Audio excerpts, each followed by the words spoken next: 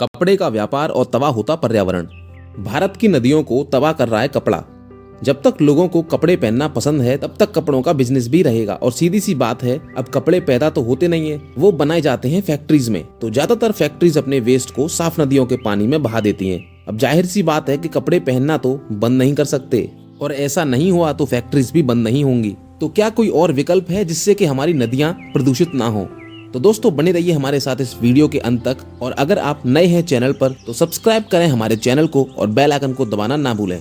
दोस्तों, कपड़े का व्यापार लगभग हर देश में होता है क्योंकि लोगों को कपड़े पहनना पसंद है और ये जरूरी भी है। तो क्या आपको इसकी निर्माण प्रक्रिया पता है और क्या आपको इसके पीछे का भयानक सच पता है? दोस्तों, कपड़े के निर्माण में इस्तेमाल किया जाने वाला नॉनिल फिनोल केमिकल कपड़ा उद्योग में व्यापक रूप से उपयोग किया जाता है। दिल्ली स्थित Toxics Link non profit organisation द्वारा किए गए अध्ययन में नॉनिल फेनोल का स्तर अनुशंसित सीमा से 8 गुना अधिक पाया गया। और साथ ही कपड़ा उद्योग में डिटर्जेंट के रूप में इस्तेमाल किया जाने वाला रसायन ये मानव स्वास्थ्य, जलीय जीवन और पर्यावरण के लिए खतरनाक माने जाते हैं क्योंकि ये कार्सिनोजेनिक होते हैं नेचर में।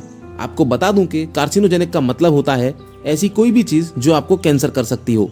एक समय था कि नदियां बहुत साफ सुथरी हुआ करती थीं, लेकिन आज इन नदियों के पानी में से बहुत गंदी बदबू उठती है।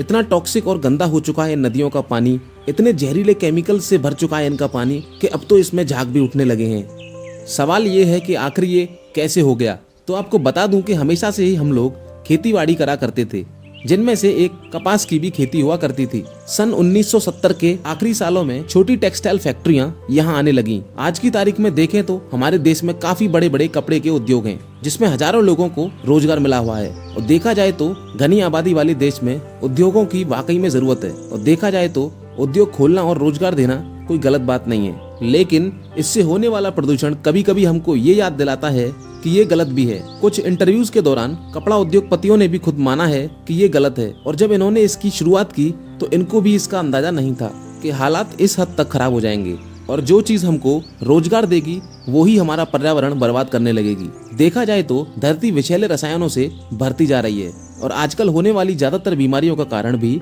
यही हो सकता है, चाहे वो यमुना नदी हो या गंगा हो या कावेरी, क्योंकि ये पवित्र नदियां आसपास के इलाकों का पोषण करती हैं। लाखों लोगों की जिंदगियां इन पर टिकी होती है, लेकिन इन नदियों का दम घरेलू प्लास्टिक, कचरा और टॉक्सिक केमिकल से घुट रहा है। आपको बता दूं कि नदियों का पानी औद्योगिक इलाकों में ही सबसे ज्यादा प्रदूषित होता है। 2020 के एक अध्ययन में नदियों के पानी में जिंक, लेड और दूसरी बढ़ी हुई जहरीली धातुओं का पता लगाया गया था। दोस्तों, आपको बता दूं कि यही पानी लोगों के खेतों में जाता है छोटी छोटी नहरों के द्वारा, और ज्यादातर लोग पीने और नहाने के लिए भी इसी पानी का इस्तेमाल करते हैं। सन 2011 में कर्नाटक हाई कोर्ट ने सभी फैक्ट्रियों के लिए वेस्ट वाटर ट्रीटमेंट को अनिवार्य कर दिया था। कईयों ने ये आदेश माना, लेकिन एक्टिविस्ट कहते हैं कि केमिकल वेस्ट साफ न करने वाली कई फैक्ट्रियां गैर कानूनी ढंग से अपना कचरा निपटा रही थीं, कभी अंधेरे में तो कभी निगरानी वाले इलाकों से दूर। दोस्तों, मेरा मानना है कि कचरे की सफाई का बोझ सिर्फ छोटे लोगों पर नहीं डालना चाहिए। आपको बता दूं कि डाई और ब्लीचिंग का काम विकसित देशों में नहीं होता क्योंकि वे अपने पानी को प्रदूषित नहीं करना चाहते। अगर यूरोप और अमेरिका की बात करें तो हो सकता है कि वहाँ की कंपनियां कहीं बाहर से सोर्स करती हों, जैसे कि बांग्लादेश, वियतनाम या फिर चाइना। यानी कि विकसित देश अपने प्रदूषण को आउटसोर्स करते हैं। वैसे ये तरीका नैतिक नहीं है। दोस्तों, मैं आपको बता दूं, पर्यावरण प्रदूषण का नुकसान किसान और कृषि समुदाय झेल रहा है। मिट्टी इनफर्टाइल होती जा रही है, जमीनों के अंदर पानी सूखने लगा है, आखिरकार आमदनी भी गिरने लगी है, और हो सकता है कुछ साल के अंदर वे लोग सब कुछ गवा देंगे। चलो मैं आपको एक नदी दिखाता हूँ। ये यमुना नदी का बैराज है, मथुरा उत्तर प्रदेश के अंदर। यहाँ के पानी को सालों से मैं ऐसे ही प्रदूषित होता देखते आ रहा हूँ। न जाने कितनी मछलियाँ और कितने जलीय जीव यहाँ मारे जाते होंगे। जलाशय जल कुंभियों से भरा हुआ है और ये धातु के भारी प्रदूषण के सूचक हैं। कहते हैं लोगों को रोजगार मिला, लेकिन क्या फायदा अगर पानी ही खराब हो जाए। दोस्तों, साउथ इंडिया में एक कहावत है, आंखें बेचकर सिनेमा देखना। आपके पास हर चीज के लिए पैसा होगा, लेकिन क्या वो काफी है भविष्य में?